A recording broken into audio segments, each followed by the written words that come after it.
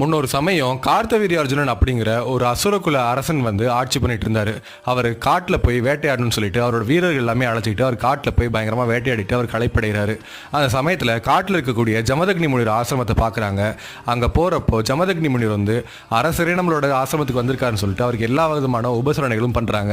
அந்த சமயத்தில் ஜமதக்னி முனிவர் வந்து ராஜ விருந்து படைக்கவும் செய்கிறாரு. இதை பார்த்து கார்த்தவீரியார்ஜுனன் யோசிக்கிறாங்க, இப்படி அடர்ந்த காட்டுக்குள்ள இருக்கக்கூடிய இந்த முனிவருக்கு எப்படி ராஜ விருந்து படைக்கிற அளவுக்கு அவர் வசதி இருக்கு அப்படின்னு சொல்லி அவர் யோசிக்கிறாரு. அந்த சமயத்தில் முனிவர் சொல்றாரு, என்கிட்ட காமதேனு அப்படின்னு சொல்லி ஒரு பசு இருக்கு.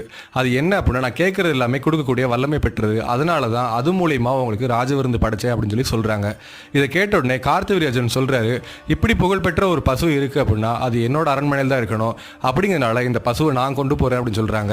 அப்ப ஜமதக்னி முனிவர் சொல்றாரு, இல்ல அந்த பசு எங்க இருக்கணும்னு அது விருப்பப்படுதோ அங்கதான் அது இருக்கும். இப்போ அது என்னோட ஆசிரமத்தில் இருக்கணும்னு விருப்பப்பட்டிருக்கு, அதனால இங்க இருக்கு அப்படின்னு சொல்லி சொல்றாரு.